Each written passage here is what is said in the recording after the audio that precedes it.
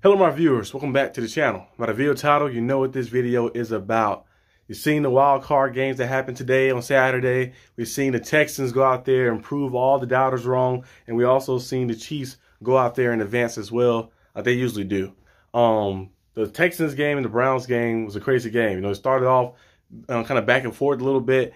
I mentioned before my analysis, my little preview I did a few days ago, I said that the game going to be close. I said that the Browns can either win it or the Texans can win it. I said, but I feel like the game will be very close and it can go either way. A lot of people was counting the Texans out. I was like, the Texans got that guy, C.J. Stroud, who's playing very good. D'Amico Ryan got the defense playing very good. And, you know, the Cleveland Browns defense is good, too, as well. And then, you know, they had Joe Flacco, who was on a streak, hot streak, but he also was turning the ball over, but he had more good and bad, so people wasn't really focusing on the turnovers a lot. But in this game right here, we just seen him have his worst game yet as a Brown at the wrong time, and he threw 2 pick sixes.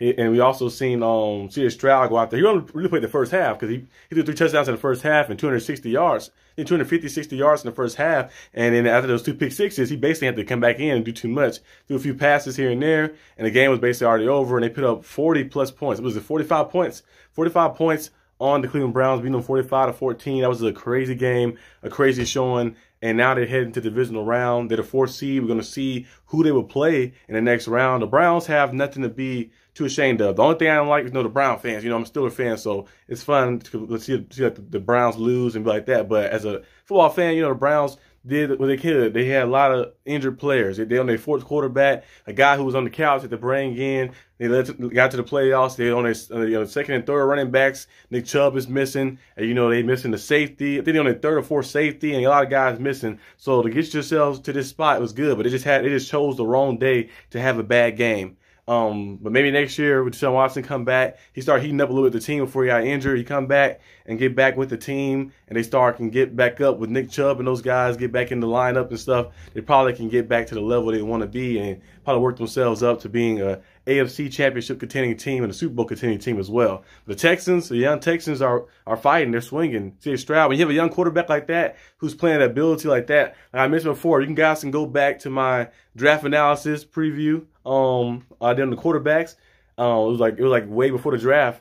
I remember I mentioned C.J. Stroud. I told you guys I was C.J. Stroud. I'm not comparing him to Aaron Rodgers, but I said he has Aaron Rodgers like pizzazz a little bit on the ball, the way he spin the ball and the way he protect the ball too as well. He's very accurate. I say he's kind of like Aaron Rodgers-esque. You see stuff at college, and you see the way he deliver the ball, the way he placed the ball, and everything just feels like so accurate and so timed and so precise. He can put the ball in any angle, and you seeing that this rookie season as well, like that, he's playing very similar to that style. I'm not saying he is Aaron Rodgers, but he's playing very similar to that style because he just has that ability to protect the ball, ability to put the ball in any spot down the field, short passing game, and he also had the ability to get out the pocket and throw on a run in different angles and just keep things alive. So he's been playing amazing football. And Coach D'Amico Ryan's a former All-Pro, multiple-time Pro Bowler and stuff. I think a Defensive Rookie of the Year with the Texans, to go out there and you play for the Texans and then to go out there and coach for the Texans in your rookie season as the coach and go out there with a young quarterback and a young core of team. You're supposed to be rebuilding. People say y'all going to be rebuilding. It'll take a while for the process. He went out there and implemented his culture. Because the first few weeks, they started off a little rough, but then they started building up and building chemistry. He trusted in his quarterback. He stayed with them and stayed with these guys, and they just started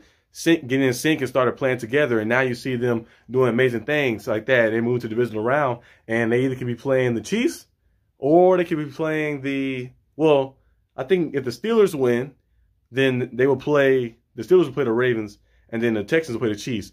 If the Steelers lose and the Bills win, then the Bills will play the Chiefs, and I think the Texans will play the Ravens. So it depends on what happened in that Monday night game. They postponed that game, so we're going to see what happened in that one. Should be a good one. But, yeah, so far some of the playoff games have been not close. I thought some of these games will be very close. I think some of the other ones might be a little closer and stuff, but it's just like the Dolphins kind of disappointed me a little bit. I feel like after them losing 2 straight, they're going to find a way to bounce back and say, okay, we're going to go out here and make a statement out here. And Tyreek Hill had that big play. He scored a touchdown down the field. But Tua just stopped throwing the ball to Tyreek Hill and started making a lot of mishaps and started messing up a lot too. We've seen the interception he threw. We've seen the missed throws he made as well. We've seen some of the low stuff, the overthrows, the underthrows, and him just looking uncomfortable out there and not playing good and stuff. And Tua throughout the entire season was playing good, but, you know, close to the end a little bit, like around the past 3 weeks, especially that, you know, that Ravens game, the actual Titans game, that Ravens game, and you look at the Bills game, the one that cost them the division. They could have been playing at their home.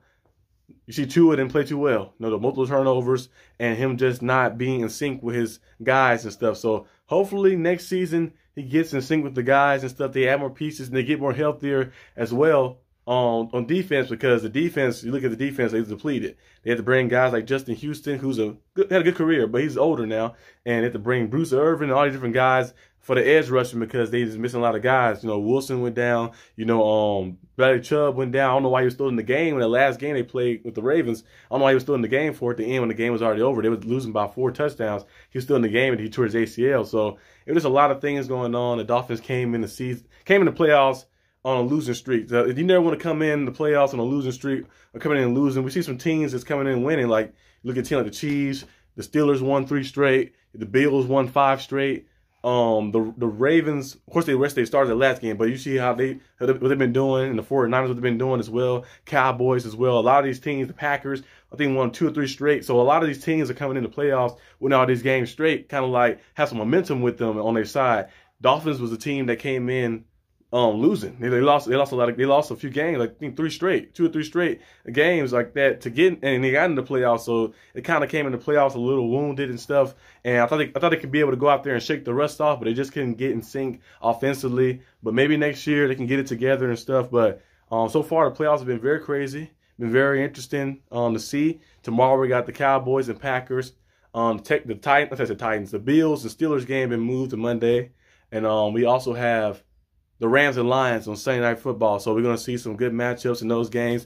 The Packers, don't sleep on the Packers. The Packers are not going to get, I don't think they're going to get blown out. I think if they go out there and run the football and they play their game and run the football, then Jordan Love take his shots here and there and stuff, I thought they can go out there and keep the game close. I think the Cowboys still pull it off, but I think the game will be closer than what people think. And then Lions and Rams game, they're going to be a very competitive game, a very thrilling game. You got Jared Goff going against his former team, the team that traded him. And they also won the Super Bowl after they traded him as well. And then you got Matthew Stafford coming to a team with the Lions. He was with the Lions. They didn't really build around him. They built around Jared Goff, though. And you see they kind of got in the playoffs and stuff. So you've seen a lot of things going on. It's a homecoming game and stuff, how the fans going to react. They should be cheering Matthew Stafford a little bit, but they might boo him too as well, like later down the line. They might cheer him before the game and boo him in the game. So we're going to see a lot of things surrounding that game right there. Going to be a lot of tension and going to be very, very good showdown. So I'm ready to see that one too as well. And then we have the Monday game, of course, the Steelers and Bills, and then you also have Bucks and Eagles. We're going to see what happened in that one as well. But so far, the playoffs have been crazy and wild, and I'm going to keep you guys updated and keep doing reviews on the games as well. So stay tuned for that. But if you like this video, leave a like and subscribe, and I'll see you guys next time on the channel. Peace out.